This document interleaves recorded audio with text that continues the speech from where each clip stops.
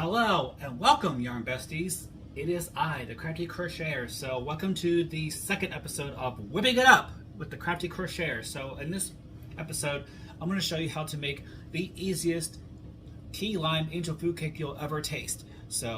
And there's only 2 ingredients for this entire recipe, which makes it a lot easy for those who are in a hurry. They want to have some sort of nice, delicious dessert for the family and loved ones or friends, family, loved ones, or if you just want to have it for yourselves. Now, here are the things you're going to need. You're going to need, first, of course, a box of angel food cake, and make sure you get the one that says just to add water.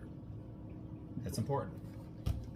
Next is a 21-ounce can of key lime pie filling. Of course, you can use lemon, you can use cherry, you can use any kind of flavor you want, but for this recipe, I'm doing a key lime. Of course, then you're going to need a rubber spatula to clean the bowl out. Next, you're going to need a angel food tube pan, preferably one with a removable bottom. And sometimes you'll find these that have the feet on them, but this one does not have the feet on it. So if by chance you have a pan that does not have those feet on there, you're going to need a wine bottle, and I'll explain why throughout the video. And of course, a big mixing bowl to mix it all in. So I'm going to show you how to whip this up. Alright, so I have everything in place, so make sure you have your oven preheated to 350 degrees. That's very important. So let's go ahead and get the ingredients together. So first, of course, you're going to need your angel food cake mix, and this is a very light batter, very light mix. So you got to be careful when you pour this out because it's really delicate. So and you see the dust flying off already. So I like to just be careful and just kind of don't just like pour it out into the bowl because you'll get it everywhere. So we'll make sure that you get all of that out of there. So I like to kind of do that a little bit. So then next you're going to open up your pie filling. Of course, again, this can be any flavor you want, but for this recipe I'm using key lime. And you're just going to gently pour that on top of the batter. So I'm going to scoop this out of here, which is why I like the rubber spatula. And make sure you get all of that out of there. And just try to get as much as you can out of there. You're not going to get it all out there. Okay, so next thing you're going to do is you're going to fold this in with your spatula. So I like to go from the center and over. Center and over. So you're just going to do that carefully, not to disturb too much of the mix, because again, it's a very powdery, delicate mixture, and it will be airborne. See how I just did that there because I went too fast. So I'm just going to gently gently fold this in, and fold all this in until the batter is fully incorporated into the pie filling.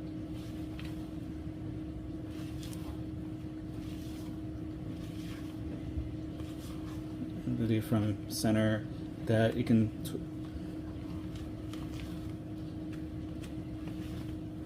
and just when you think you have enough of the batter, not enough, so have all that mixed in. Then you can mix a little faster than this, but I am taking my time so I don't get that powder everywhere because it is a very powdery mix.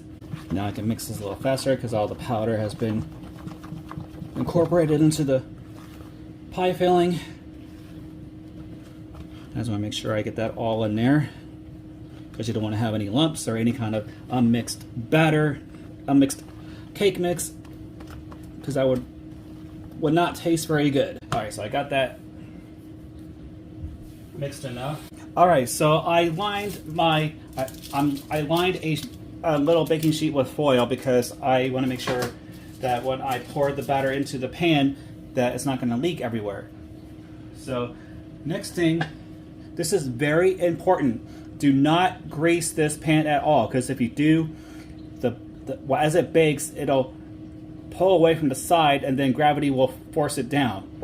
Because as you know, or you may not know, that typical angel food cakes are made with egg whites and made into a meringue, and then you fold the meringue into the flour and all the other dry ingredients.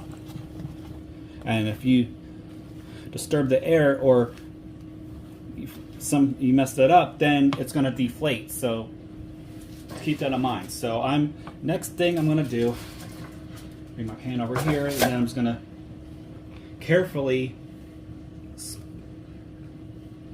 put this into the pan, an ungreased angel food tube pan. I'm just going to do this by scoops, and then you can always adjust this later on, but make sure that the pan is ungreased. And this is coming out rather nicely, because I'm not trying to just pour it over the bowl, because I don't want to lose any of that precious batter.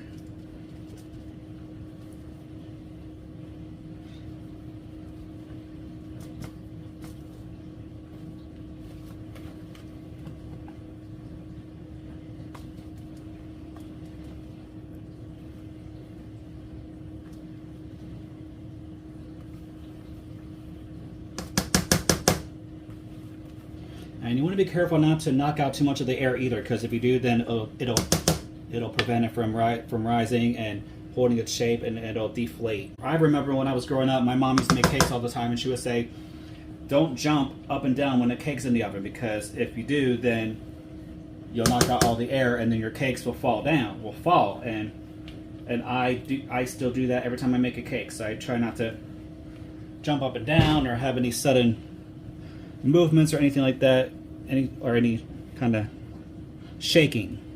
So I'm just going to spread this around the pan as evenly as you can, because this will rise in the oven.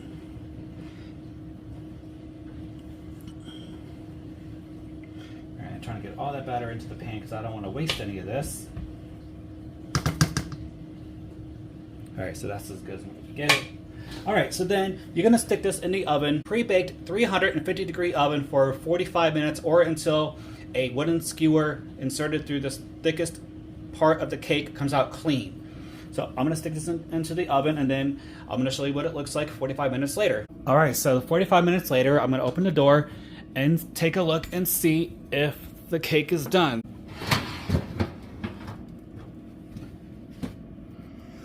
Best way you can test it is to take a wooden skewer and go through the thickest part of the cake, and if it comes out clean, which it does, it means it's done. So I'm going to take this out of the oven, and I'm going to show you how to cool it off.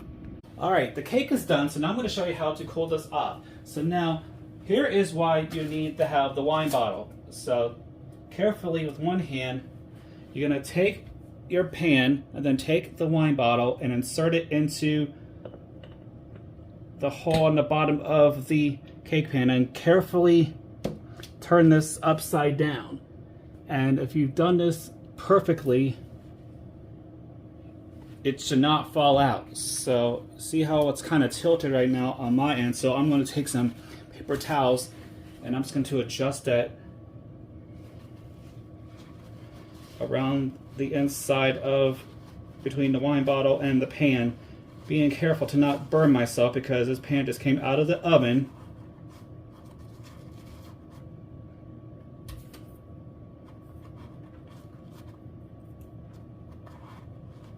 Make sure, get this evenly around,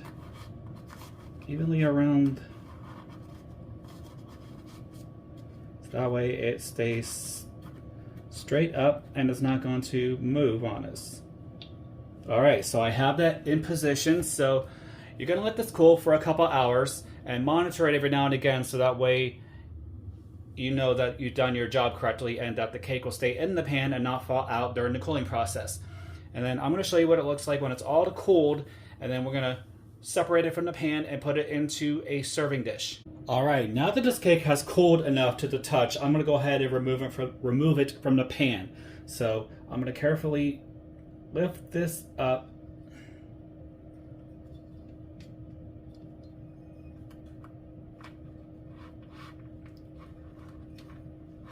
Remove these paper towels. There we go. Alright, so you see how I have my hand hold on to the pan. So I'm going to go ahead and turn this over. And look how lovely that looks. I'm going to tilt this. Look how lovely this looks. So now all I'm going to do now is I'm going to take a frosting knife, or you can use an offset spatula, but if you don't have either, you can always use a butter knife. So I'm going to carefully move my knife along the edge of the pan to get that off the side of the pan. I'm just going to slide it around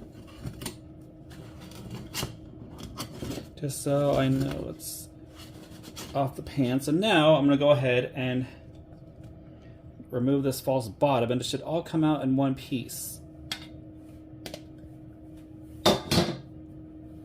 Then now what I'm going to do is I'm going to bring my serving dish or my nice glass cake stand, take the lid off, then I'm going to cut along the bottom of this pan, do it along the edge of the bottom here.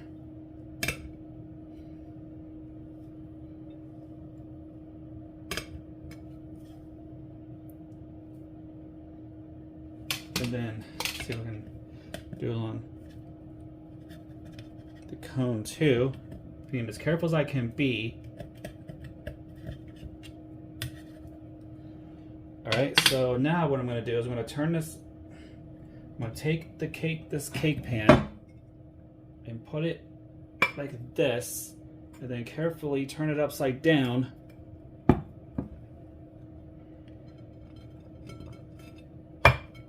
And then now, voila! Does not look beautiful? That is like a very nice definition of an angel food cake. Angel food cake. See the some brown along the edges and a little bit of light golden brown on top. All right, y'all. Here is the finished product. Look how beautiful that looks. See the nice, like, kind of slight angle to the angel food all the way around. Now, this type of cake is great because you do not have to worry about frosting it at all, because it's good on its own as is. And again, let's see, look how beautiful that looks. Now, this type of cake is good for like a light summer treat or a light spring treat, or just whenever you feel that you want something sweet but not too heavy. Now, you can accompany this with like raspberry, well, not really raspberries, maybe coconut, or do some fresh limes on the side for decoration, or whipped cream, or do it a la mode with vanilla ice cream, and that would be great as well. So hopefully you enjoyed this video, and hopefully that inspires you to make this cake or a facsimile thereof. I mean, like I said, there are other ways you can do it. You can do it like a raspberry filling, you can do lemon pie filling, you can do pineapple, you can do whatever you like. So this is the Crafty Crocheter. Thank you for watching. Bon appetit.